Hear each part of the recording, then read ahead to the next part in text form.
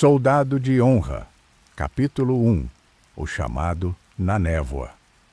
Era uma noite fria e úmida em Londres. A névoa rastejava como serpentes invisíveis pelas ruas vazias de East End, envolvendo os postes de luz em halos fantasmagóricos. No número 34 da Farringdon Road, uma lâmpada solitária iluminava a sala do detetive Michel Bones. Ele estava recostado em sua poltrona de couro gasta, rodeado por pilhas de jornais antigos e o aroma persistente de tabaco inglês. Seu olhar, perdido em uma fotografia em preto e branco sobre a lareira, foi interrompido pelo som agudo do telefone. O relógio marcava 2h13 da manhã. Bones atendeu com a mesma voz rouca de sempre. Bones, fale. Do outro lado, a respiração era ofegante. Então, uma voz firme e tensa soou. Detetive Bones? Aqui é o inspetor Hargrove, da Scotland Yard. Temos outro corpo, mesmo padrão, medalhão de prata na mão, local, margem sul do Tâmisa, atrás do Globe Theatre. Bones ficou em silêncio por um instante. O terceiro corpo em 5 dias. O mesmo símbolo a imprensa começava a chamar de obra do açougueiro de Londres. Estou a caminho, respondeu ele, e desligou. Vestiu sua gabardine surrada, calçou as luvas e prendeu o revólver no coldre por debaixo do casaco. Ao sair, o frio cortante da madrugada o envolveu como um velho inimigo. O táxi o levou em silêncio pelas ruas da cidade, onde as sombras pareciam mais densas do que o habitual. O Tâmisa jazia imóvel sob a lua velada. A cena do crime estava isolada por fitas amarelas. Luzes azuis piscavam no asfalto molhado. Bones se aproximou. O corpo de uma jovem mulher, de cerca de 25 anos, jazia estendido com os olhos abertos em um misto de espanto e resignação.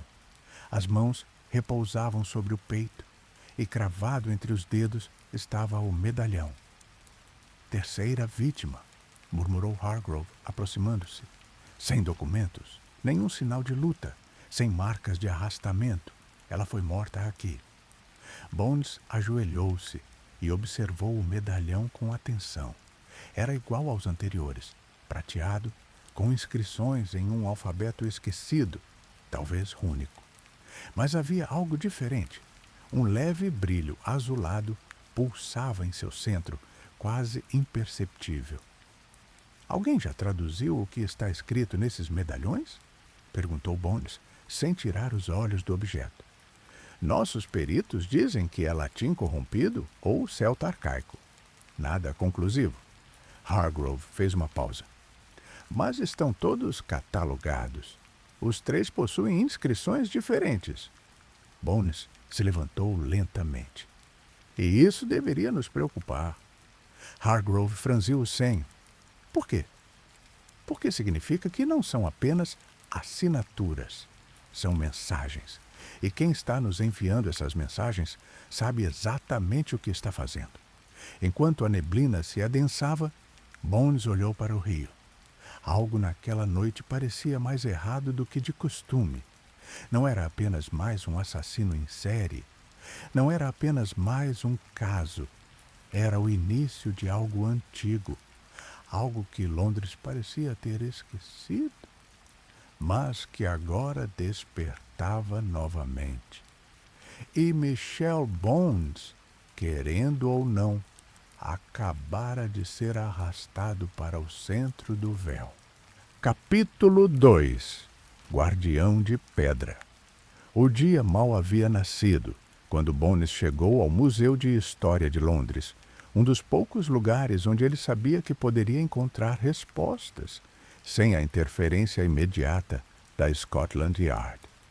As grandes colunas da entrada pareciam ainda mais imponentes sob a chuva fina que caía incessantemente.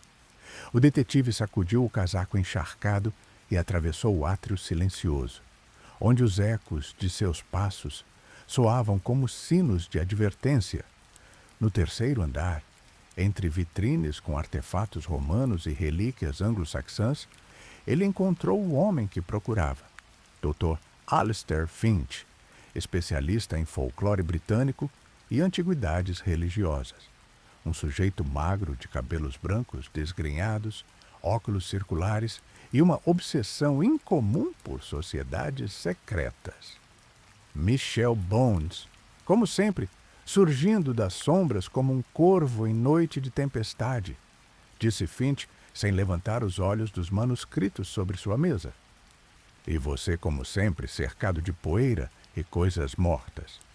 Os mortos falam mais do que os vivos, se você souber ouvir.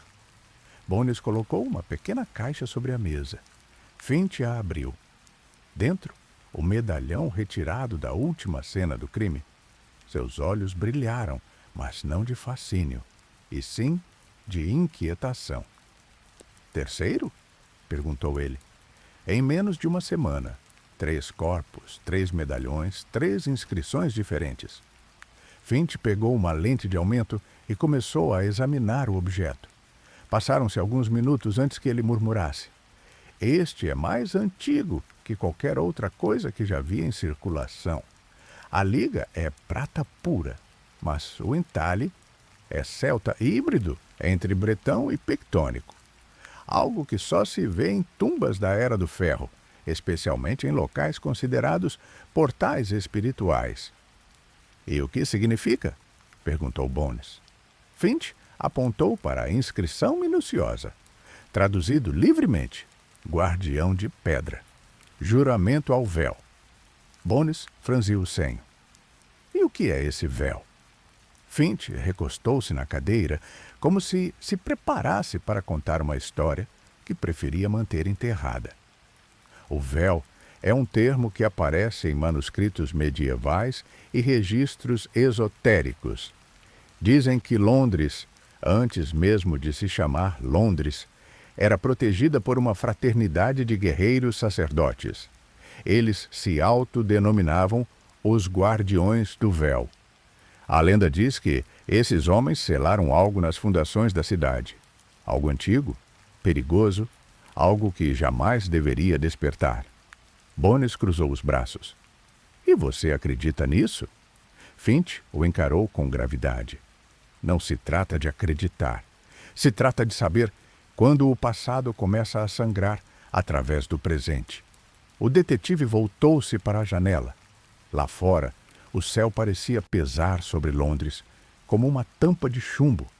Ele pensava nas 3 vítimas, todas jovens, sem ligação aparente. Mas agora, uma nova pergunta surgia. Seriam mesmo aleatórias? Preciso dos nomes dos membros fundadores dessa tal fraternidade. Qualquer coisa que me leve até seus descendentes. Isso não será fácil, disse Finch. Mas talvez eu conheça alguém que possa ajudar. Um velho arquivista, William Gracecroft. Vive em Highgate. Ele era obcecado pelos guardiões. Se alguém tiver as linhagens, será ele. Bones pegou o medalhão e guardou-o no bolso. E onde encontro esse Gracecroft? Finch olhou para ele com uma expressão sombria. No antigo cemitério de Highgate. Ele vive em uma das casas do entorno. Mas aviso, ele não é mais o mesmo. Algo o afetou anos atrás.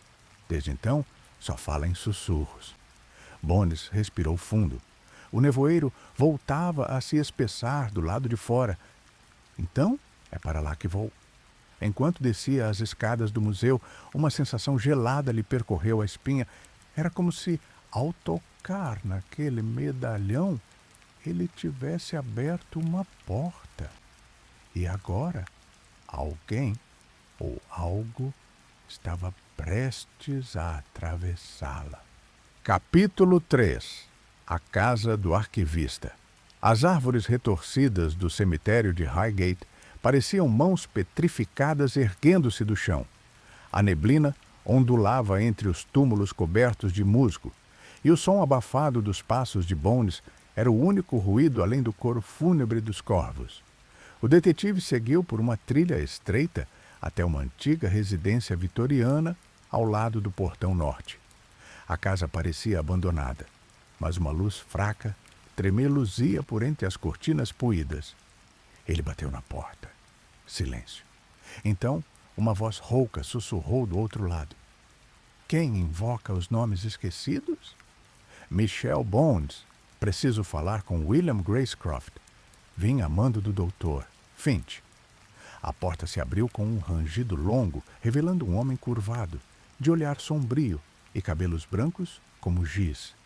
Ele cheirava a papel mofado e tinta antiga. Entre, mas deixe seus medos do lado de fora. A casa era um labirinto de livros empilhados, mapas desbotados e documentos espalhados como vestígios de um passado que insistia em sobreviver. Gracecroft o conduziu até uma sala onde um brasão empoeirado enfeitava a lareira. No centro, uma figura encapuzada empunhando uma adaga e um escudo com um véu esculpido em prata. Os guardiões do véu, murmurou o velho. O que você sabe deles? Bones tirou o medalhão do bolso e o colocou sobre a mesa. Gracecroft se enrijeceu, como se visse um fantasma. 3 mortos até agora, disse Bones. Todos com um desses. As inscrições variam. Finch disse que você poderia me falar sobre as linhagens dos fundadores. Gracecroft pegou o medalhão com dedos trêmulos. Isso é real. E isso muda tudo. Não achava que veria outro em minha vida. Ele desapareceu entre pilhas de papéis e voltou com um grande volume de couro, intitulado Genealogia e Custodum.